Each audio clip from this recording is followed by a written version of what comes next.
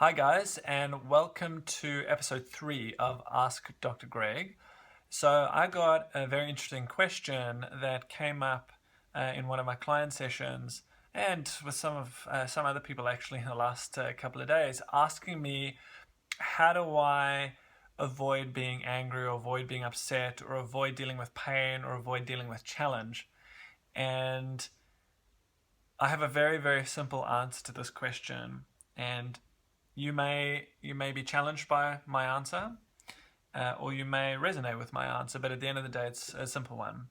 The truth of the matter is, no matter what we try to do, no matter how hard we try, we can't ever avoid any type of pain, any type of challenge, any type of anger emotion, or something similar to that. We can't ever avoid that stuff.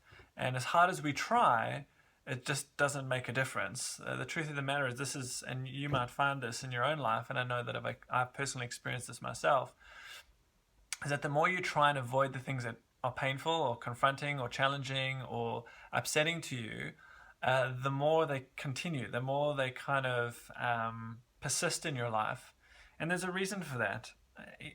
In nature and in human psychology as well, everything has a balance. Everything has a balance of both positive and negative, support and challenge, kind and cruel, anger and whatever the opposite of anger is, sadness and happiness. Everything has an opposite, it has a polar opposite.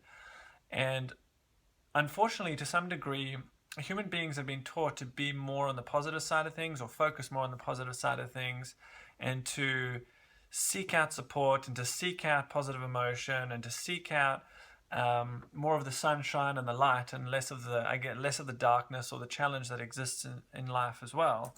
And one of the biggest challenges that I've seen in doing so, which I've kind of already mentioned, is that the more we lean towards the positive, the more we lean towards what we think is better for us, the more we lean to the things that we think are going to give us greater outcomes in our life, the more we actually attract the shit and the crap that we really don't want to have to deal with.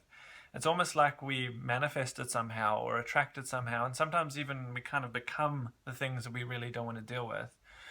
So my advice to you is, if you've got certain things in your life that are upsetting you or challenging or confronting you or even painful for you, whether they're inside of yourself in terms of your body, or if it's someone pushing your boundaries, or if you're dealing with something in your career, your finances, or your relationships, it's really pissing you off or confronting you, and all you want to do is kind of get rid of that or eliminate that.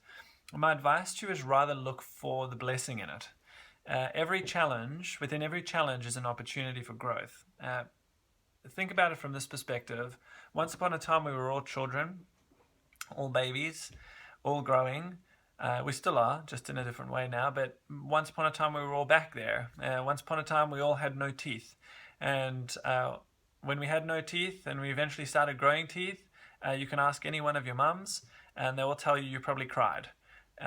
Because it was painful, because it was sore, because you were growing. Some of you probably experienced growing pains, or for those of you who don't remember, I'm sure you would have to some degree. And it hurts every time your bones grew and they expanded and extended as you were kind of expanding yourself as a human being when you were younger. It hurt. It was painful. If you think about it, every time you go to the gym when you haven't been there for a while, every time you do exercise when you haven't done exercise for a while, and you run on the treadmill or you do weights or anything like that, it hurts the next day or even hurts later that day because you're growing, you're expanding, you're increasing your fitness levels, you're increasing your size and mass. If you're trying to put on muscle, it is painful to grow. But at the same time, obviously there's also supports there to kind of maintain, the balance. So we're not too far into pain and not too far into challenge. But the thing is, sometimes we don't recognize that stuff's there as well. Sometimes when we're dealing with a lot of challenge, a lot of conflict in our lives, that's kind of all we see, and we just want to get rid of it and go in pursuit of things that make us feel better and make us feel good. But like I said, that just creates more problems. So rather look for the blessings in the challenge. What are those challenges or conflicts or emotions even that you might be feeling? What are those things trying to teach you? What are you gaining from experiencing that stuff? What are you needing to learn? In what ways are you needing to shift and alter your trajectory even, or alter your position? How is that challenge, or how is that thing that's really pissing you off or upsetting you or hurting you or whatever it might be, how is that thing really adding value into your life? And the more you look for, I guess, the upsides of the thing that you perceive to be negative and bad for you, the more you'll start to value it, the more you'll start to recognize its impact in your life or its presence in your life. And the more you realize that, the more grateful you'll be, and the more grateful you become, and the more thankful you'll be for being there.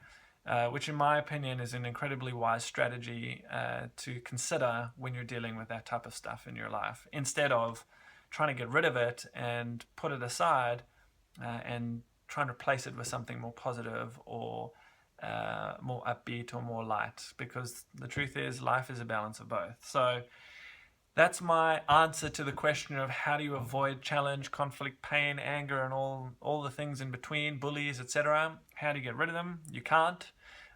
It's wiser to embrace them, see the value, see the blessings, see the opportunities, be grateful for them, be thankful for what you're learning out of those experiences, and evolve, grow, move forward, and take the next steps in your life.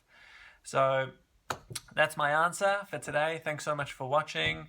Stay tuned to Ask Dr. Greg. If you have any questions, please post them on Instagram or YouTube, Facebook, or email me directly, or you can even Facebook message me if you want. Ask me whatever questions you've got. I would love to answer them. It's one of my, like I said, it's one of my favorite things to do because I love helping people grow and evolve and obviously achieve their true potential. So send your questions along, and I look forward to receiving them and answering them in the next episodes. But for now, have an awesome day or night wherever you are, and I'll see you soon. Bye.